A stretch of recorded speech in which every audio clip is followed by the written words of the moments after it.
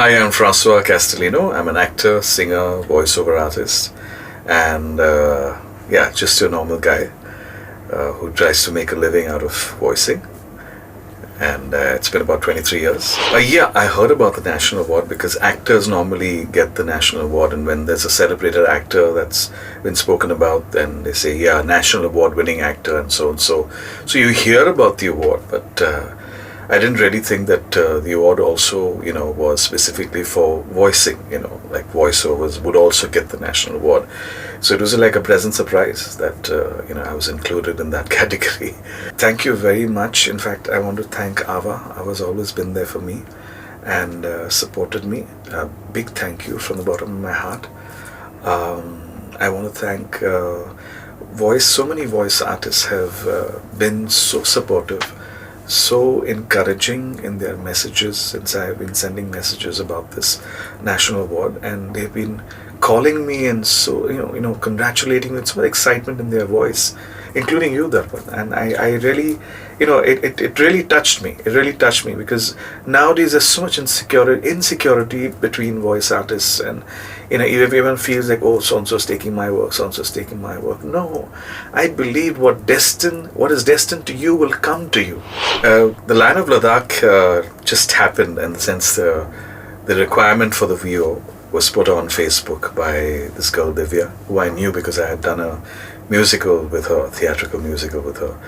And she mentioned that there was a requirement for a voiceover, something in the lines of a Nasiruddin Shah kind of voice, so some like a celebrity, like a celebrity kind of person, a more established kind of a voice. So I immediately replied because I knew Divya.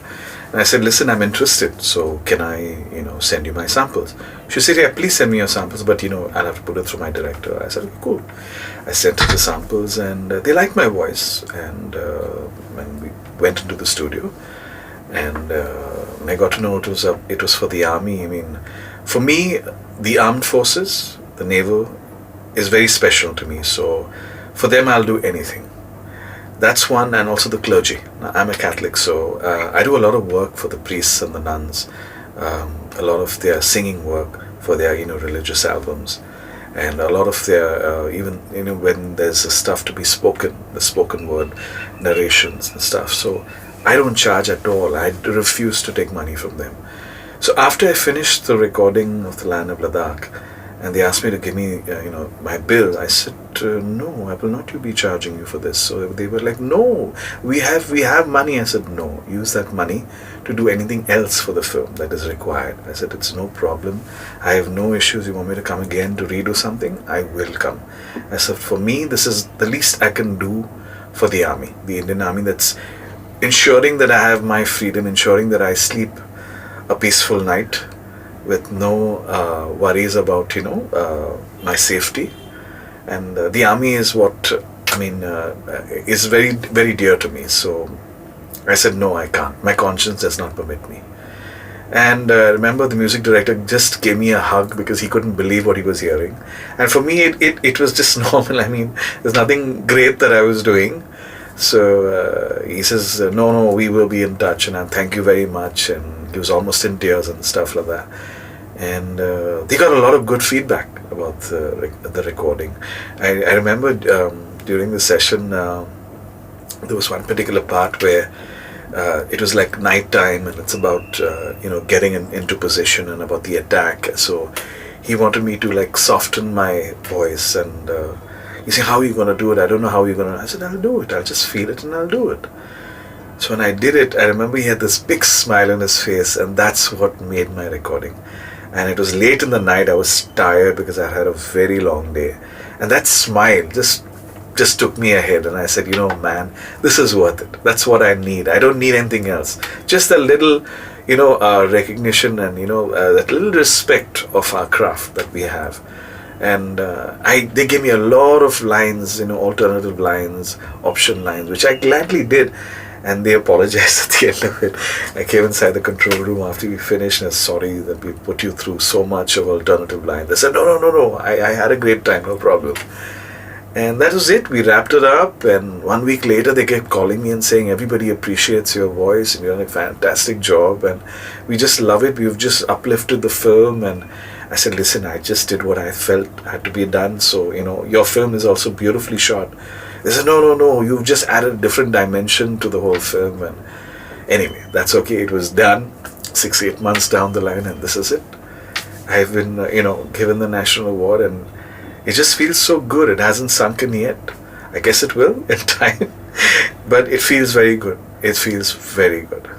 I'll start with voice acting. About 5 years ago, I received an email from an agency called BBDO from New York. And I was surprised because they asked me, can you voice for our latest campaign for GE India, for their GE India commercial. So I was like, okay. I said, no problem, I'll do it. I replied, and then I'd never, basically normally in India what happens is if a production house wants you to voice, they call you. They pick up the phone and they call you. So you immediately say, okay, you're available, not available, whatever it is, So this is the first time someone has, communicated with me on email first. Okay, so initially I thought it was a joke. So I didn't reply for about a week. Not a week, 2 days. I didn't reply. And then I got in touch with my brother-in-law because he has his business with the US. And since this was a US email, I said, can you just tell me if this email is genuine or not? So I forwarded it to him. He said, you idiot, it's genuine. It's work. Take it up. So I said, okay. So I replied to them, I'm interested, whatever it is. And yeah, cool. So then you'll have to audition for it. I said, cool. And I got to know because I had done a job here in India for BBDO, the agency, for an Aviva commercial where there was Sachin Tendulkar featured in it. And at that time BBDO was looking for a non-voiceover. They didn't want it to sound like a voiceover. So they got in touch with BBDO Mumbai and they said, we want a non-voiceover. Then the creative at that time told them that, I've worked with this guy recently, and they sent the Aviva commercial to them, which they liked. So they got in touch with me. I auditioned for it. They sent me the lines. I auditioned for it. They loved it. Then they had to send it to GE because their GE guys have to approve of it. 3-4 days later, the GE guys approved of it.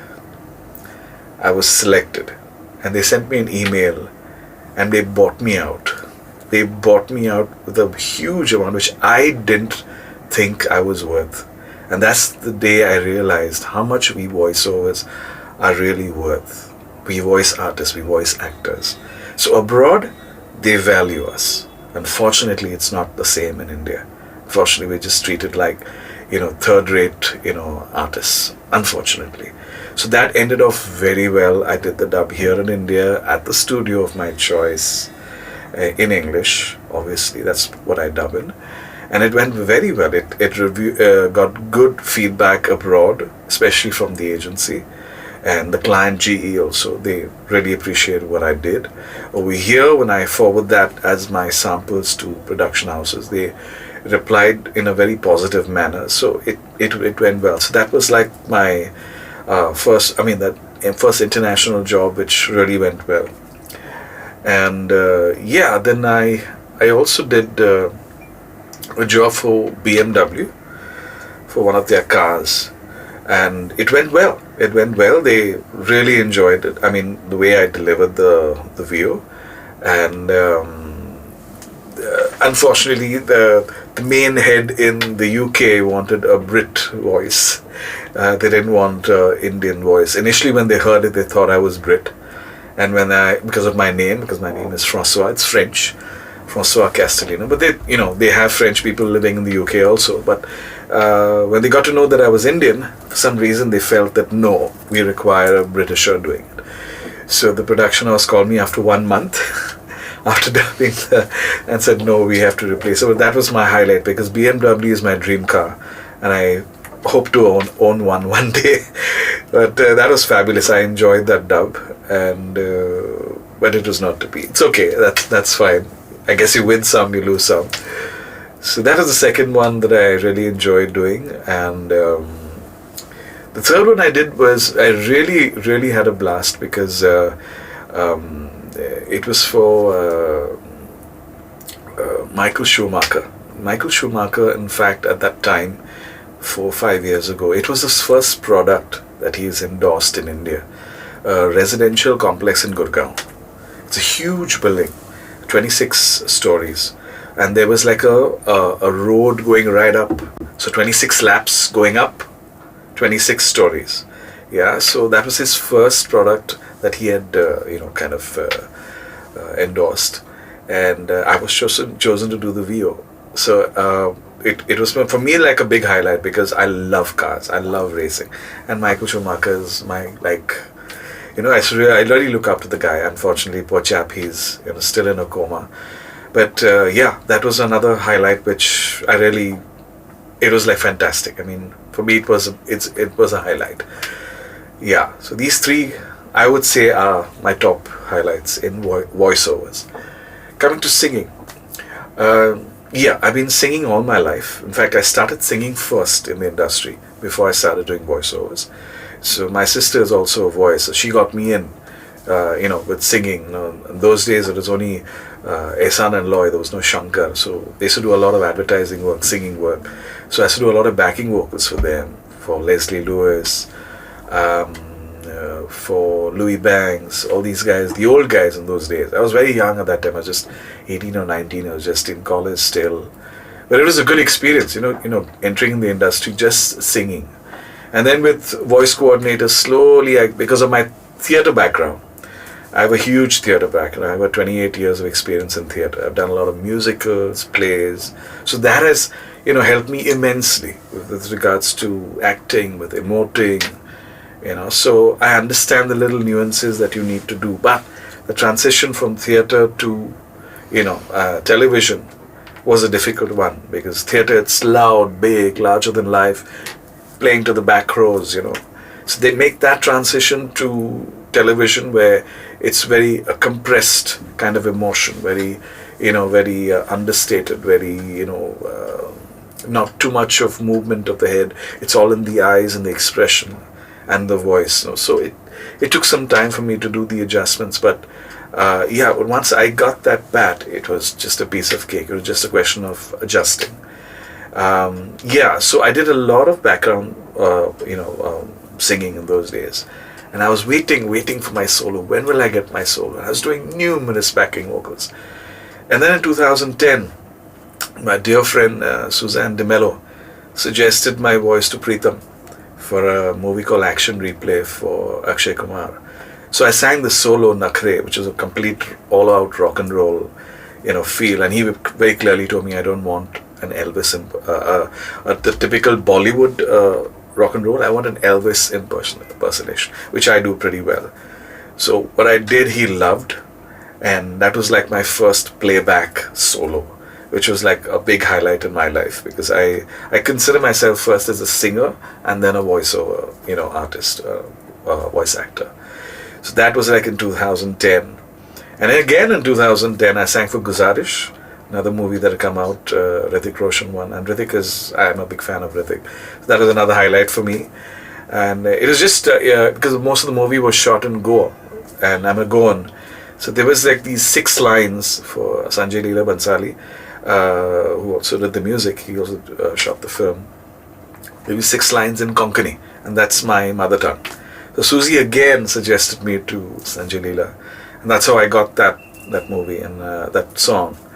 And I was also supposed to sing that What a Wonderful World, which eventually Hrithik sang.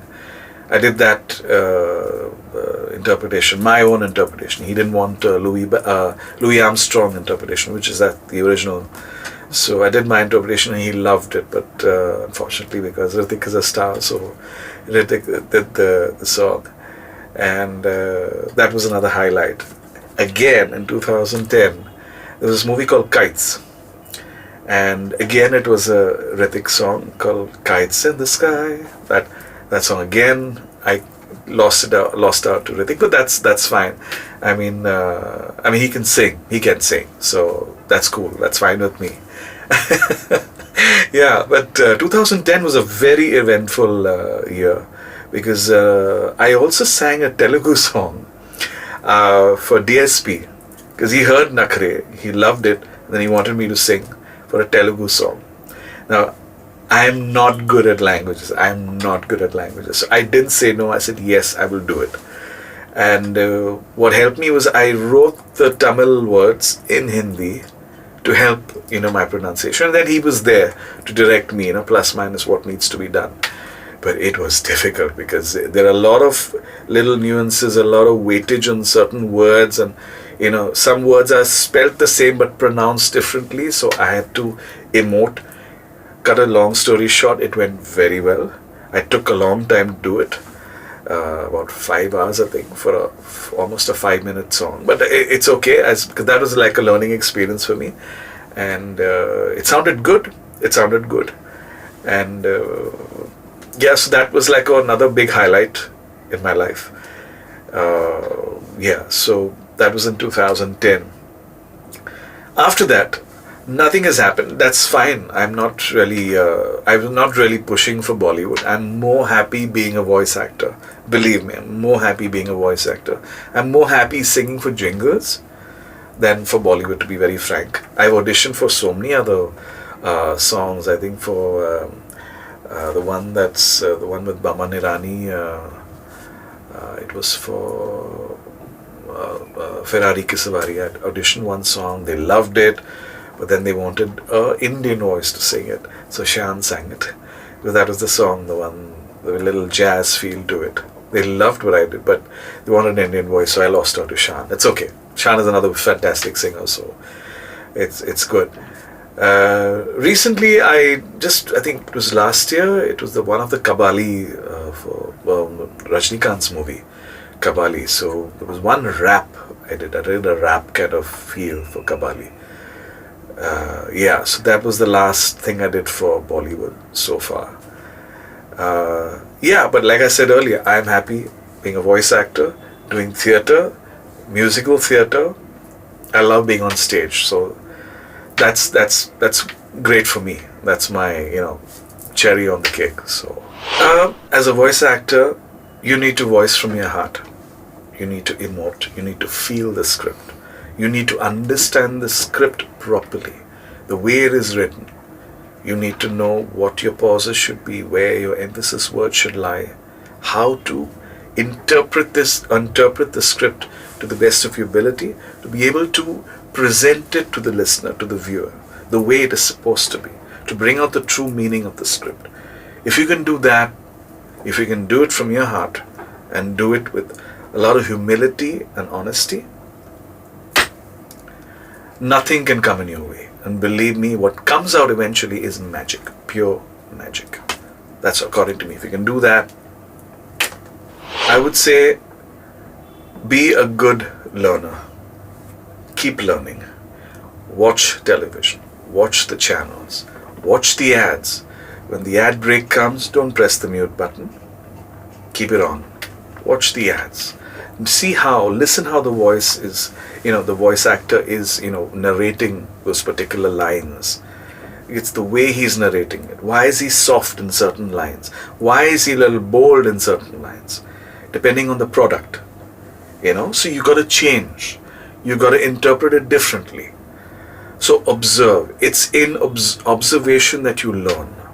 So keep your ears open, your eyes open. You will learn a lot.